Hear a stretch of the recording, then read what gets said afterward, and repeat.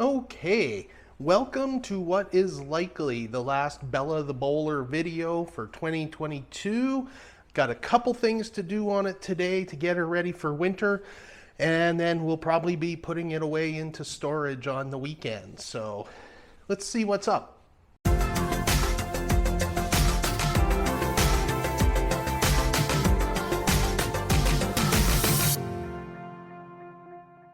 Now, I'm going to apologize up front if I don't sound like myself or come across as myself, and that's because I've actually been home most of the last week with COVID. Hasn't been that bad, it's just kind of been a bit of a cold, so I don't feel or sound normal, and I'm not with it all that much. But when we went camping last time to Banff, just before we headed out, I kind of alluded to some problems with the fresh water tank on Bella, and what happened was when I was filling it with fresh water, I went to turn the drain on the fresh water tank off. I always leave it open in between trips so that things can dry out and air out, and when I went to turn it, this happened, and I don't know if I can show it to you here, but basically the entire drain valve assembly, which is just plastic, basically fell apart in my hands. So we had to do some quick repair before we could get on the road, and I didn't do it very well, and it was still leaking while we were on the road. So I want to try and do a better repair on that now so that I don't forget next spring, and let's go take a look. Now, I don't know if you can really see it that well here, but this is the replacement valve I put on, and I tried to seal it up with some Teflon tape that's now hanging loose. But what happened was I'll show it to you here in a second. There's two sizes of threads on the drain, a 3/8 and a 1/2 inch. And I put all the Teflon tape on the 1/2 inch, but it turns out Bella uses the 3/8, so I think that's why it was leaking. So I'm hoping I just have to unscrew this and then replace the Teflon tape on the proper set of threads and put it back in. So that's task number one. There's not a ton of room to work underneath there, so I'm going to drop the front of the trailer down to raise the back end up, and that should give me a few more inches of clearance to work under there.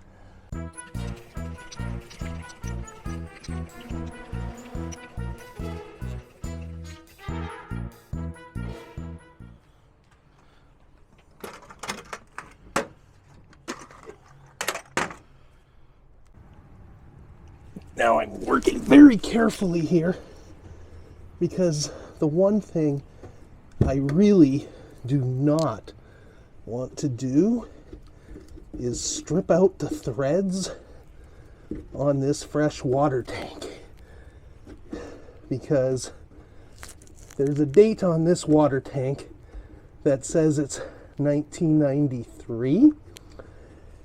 Which means it's been replaced once, since the trailer is a 1978. And I really don't want to try and figure out where I would ever source another one of these from. Okay, I'll try and get you a look at it here. You can see the 3/8 and then the 1/2 inch threads. Those have been carefully wrapped in Teflon tape. And if you have watched the channel for any length of time, you know the words careful and DroneOCan don't often go together. So we'll see how this plays out. But it's been the old Teflon tape that I put on last week has been cleared off. And I'm just gonna hand tighten this in, and we'll see what happens. I can see it's already bunching up there. That's not a good sign, I don't think. Now, I don't think it needs to be crazy tight. I think as long as it's hand tight, that should be sufficient. Let's see if I can turn it one more time. There we go. It kind of gets a little loose as I come around that last time. All right. Well, I'm going to go to get the water and see how that's going to work. All right, here we go. Should probably, if I put the microphone there, hear water pouring into the tank. It's coming out the spigot.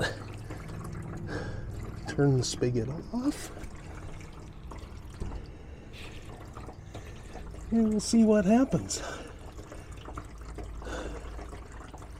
So far, so good.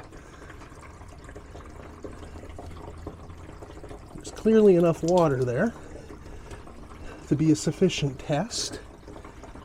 So I'm going to go turn it off at the source, and I'm just going to leave you here to watch and see. I mean, that dripping, I'm assuming, is normal, just from what was left in the tank. We'll see if that connection leaks.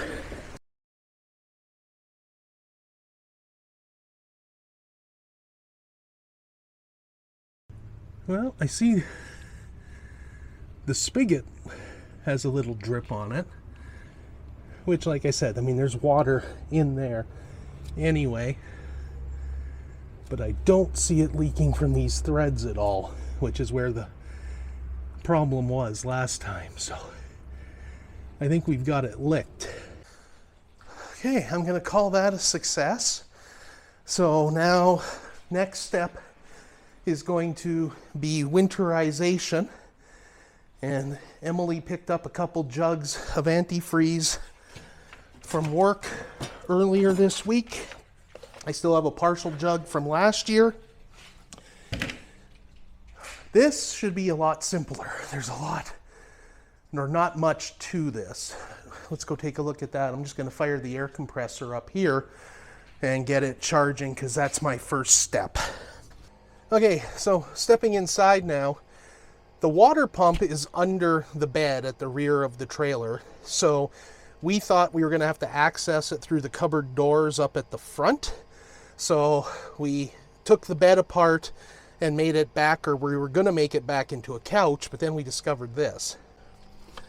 At the back here, under what the couch, or what forms the basis of the couch, is there's actually even more storage.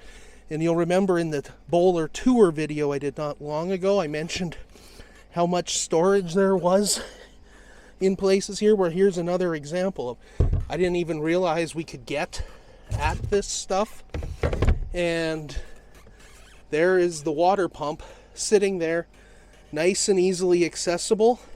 It should be pretty easy to winterize. Famous last words, I know. Okay, so I just ran into the house and in the garage, grabbed a few supplies. Number one, my Big Larry flashlight from Nebo Products, not sponsored, but I want to get a little more light in that compartment. I grabbed my jug of last year's antifreeze.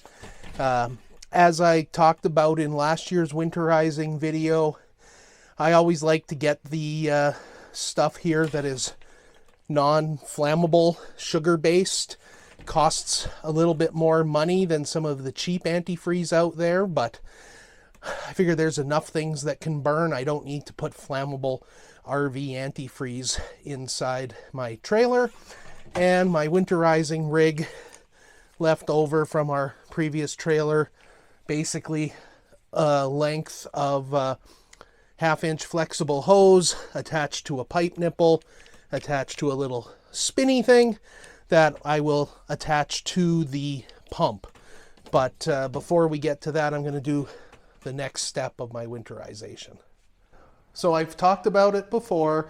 I've promoted it online whenever the subject comes up. I am a huge fan of the belts and suspenders method when it comes to winterizing the RV. So I use a little attachment like this that basically is got an air hose quick connect on one end, garden hose thread on the other, and I just plug this into the RV. I don't know if you can see it there. Air compressor's got like 140 pounds PSI in the tank, but I'm only putting about 30. Oops, there we go. I'm only putting about 30 out to the end of my nozzle. You really do not want to be putting too much air pressure, or water pressure for that matter, into your RV's plumbing system. And when you're dealing with a trailer that's well over 40 years old, even becomes more important. Again, I don't want to have to fix things. In our last trailer, I would use more like 40, 45 PSI. 35 should be fine here for Bella, I hope. So I popped my air chuck off, get this ready, because there's no on-off valve. So as soon as I plug this fitting into my air hose, it's going to start decompressing from the tank. So just like that. So it actually makes more sense if I attach this to the trailer first.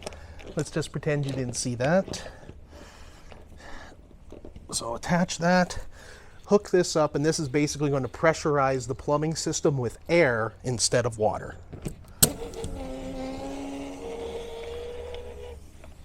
Just like that.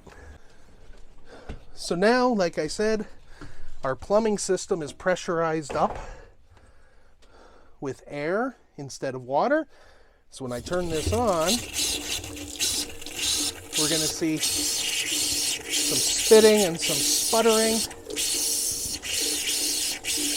But I can basically empty out the water system just with the air.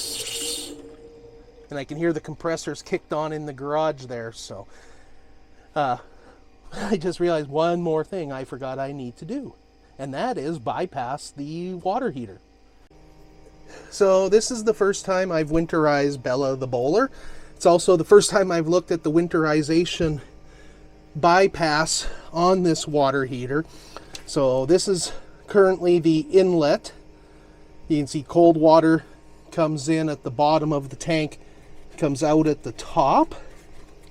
So I'm just going to turn this to this position, and what that should do is block this inlet off so that there's no cold water supply going into the tank. So now it'll just basically run up this hose and back out. And there's another valve.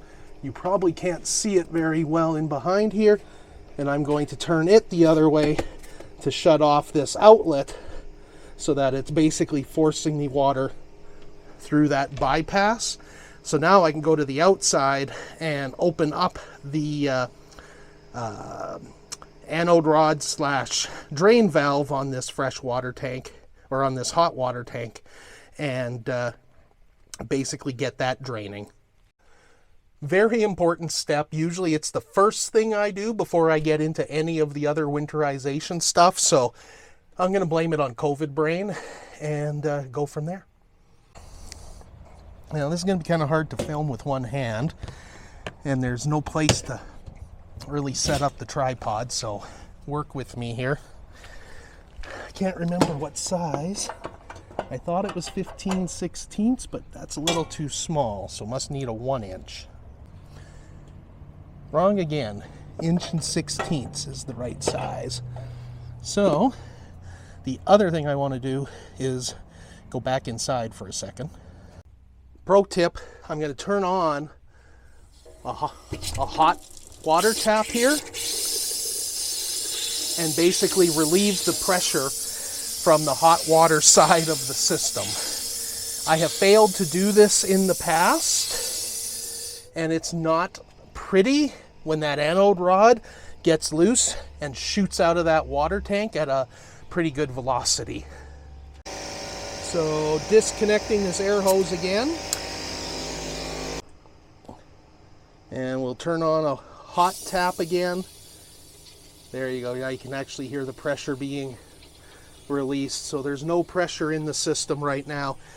Well, I haven't filmed this last section, but I've been struggling for about 15 or 20 minutes trying to get the anode rod out of the water heater. All I have succeeded in doing so far is cutting up my hand pretty good on the sharp edge of the water heater door. Normally, this would be the point where I would say it's officially a DroneOCan project and we have to go to Canadian Tire and get a deep socket to put on there. But of course, with the whole COVID thing, I can't do that. So I guess for now, I'm going to have to just leave it. I guess I can finish winterizing everything else and just drain the water heater after the fact, because it is bypass, so I won't get any antifreeze in there. So I think that's what I'm going to do and carry on, and we'll work on getting the proper tool for the job next time. I've never run into that problem in, you know, almost 25 years of RVing. I've never had an anode rod stuck as bad as this one. So let's carry on. All right, this is going to make for an awkward edit because this is coming a few days after the last footage, but I finally had to break down and admit I was not going to get that anode rod out of the water heater without getting the proper tool. So purchased a water heater anode rod and electric element socket, and it's I don't need the electric element because there is no electric element in Bella's water heater, but I certainly am going to make use of the anode rod end. So basic socket has a hole through it there that you just insert a regular screwdriver and give her a twist. So let's see how that works out for us.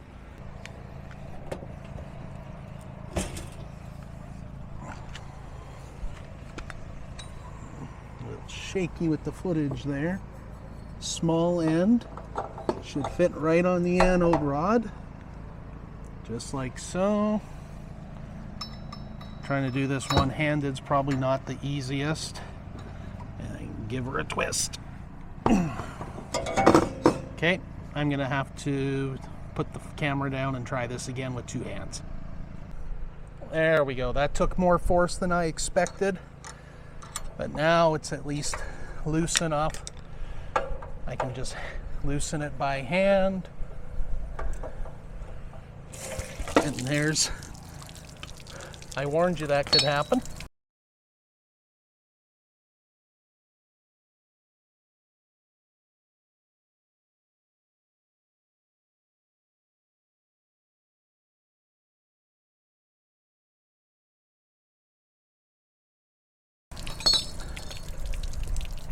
Just looking at that anode rod, that's in really good shape yet. That doesn't need to be replaced at all. So what I typically do is just put it back inside this compartment, close this up, and let that those 6 gallons of water drain away. Now back to a couple days ago where I finished the winterizing.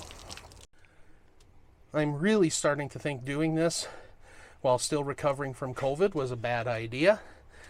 But hey, good ideas don't always make for good videos, right? Let's hook up the air and finish draining all these cold lines. There we go. Air hose is hooked up again. Let's see what's happening inside. Okay, there we go. So you can hear the hot water tap that I had open is bleeding out the air. There's no water coming through from the cold or hot sides. Now we'll do the cold side till I get the same sort of results.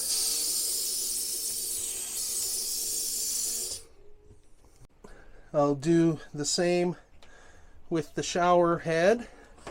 Position the shower head here so I don't soak the toilet paper.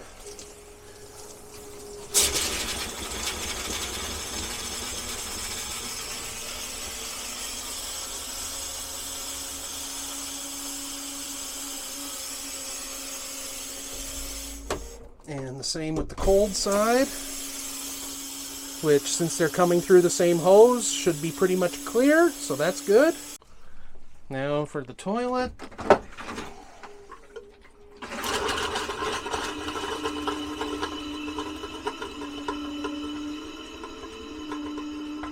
There we go, nothing but air. So now I will do the next part, and that is the antifreeze. So kind of like the air is the belt, The antifreeze is the suspenders. So first order of business will be to see if I can verify which is the inlet and which is the outlet. In the old trailer, it was really easy to tell because I could just follow the hoses and see which one led to the tank. This one, they both kind of lead to the same place, so it's not as easy to see. But I was hoping there would be an arrow or something on one of these, but doesn't look that way. So best guess, Mr. Sulu. So I think this is my inlet side. So I'm going to start by taking this side off. And unlike that anode rod, this is turning nicely, so that's a good start. Good idea to have a towel on hand for the water that will drip out from the pump. So I'll try and move those electrical connections out of the way. Get in here. Undo that. A little bit of dripping. Nothing serious. Now we find out if I was right or not. Okay, so I have one end connected to the pump. The other end is dunked down into my jug of antifreeze. Let's turn the power on and see what happens. And I got them backwards because I am pumping air into my antifreeze jug. Well, I had a 50-50 shot, so let's reverse those connections and try again. Okay, not quite as easy to work on from that side. It puts my hose at a little bit of an odd angle. But I think that should be set. Let's see what happens. There we go. Immediately sucking the antifreeze straight into the pump. There we go, and she pressurized up. Good sign, good sign. So now I just have to go around to each tap and run it until I get the antifreeze coming out. So I'm going to start with the hot tap on the kitchen sink. Antifreeze. Swap to the other side, cold. Antifreeze. Into the bathroom. Hot side of the shower head. There we go. Cold side of the shower head.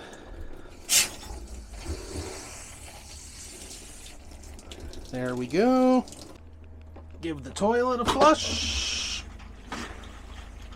There's antifreeze there. And other than draining that water heater, Bella has been winterized. So not much for me to do now. I will reuse the remaining bit of that jug to pour down into the sink drain, into the trap, into the toilet to keep that seal moist over the winter. But really, well under a gallon of antifreeze was enough to winterize a small bowler like this. So it's cheap, and despite what it made it, or the way I made it look in the video, it's actually pretty easy. So yeah, you'll remember that was not a full jug of antifreeze when I started, and it's still not even empty. So I used well under a gallon for winterizing it. There's not that much plumbing in one of these units, as long as you make sure you bypass that water heater. So I'll get my towel ready over there. Unscrew the inlet side of the pump. And I tried to save as much of it as I could. Drain it back into the tank. You're always going to get some spillage. Not much you can do about that. Just have your towel ready to minimize it. And then I will re-hook up my inlet here so I don't forget to do that in the spring. Get that good and hand tight in there. So that's great. And now I know as well, I've got antifreeze inside the pump, so that pump's not going to freeze up this winter. Little shot in the kitchen sink for the trap. Like I said, a little bit here in the toilet bowl to keep that seal wet for the year. And that will do it. So thank you very much for watching. Appreciate you coming with us this summer as we embarked on our series of vintage trailer adventures and got ourselves introduced to the Boler community. Been super fun. There's still going to be things coming up over the winter. I'm still trying to maintain a schedule of publishing at least once a week, typically Mondays at 6 o'clock. So, you know, I appreciate you subscribing and staying in touch with us on the channel as we go through the winter months. But for now, from inside Bella the Boler, I'm DroneOCan. Thank you for watching.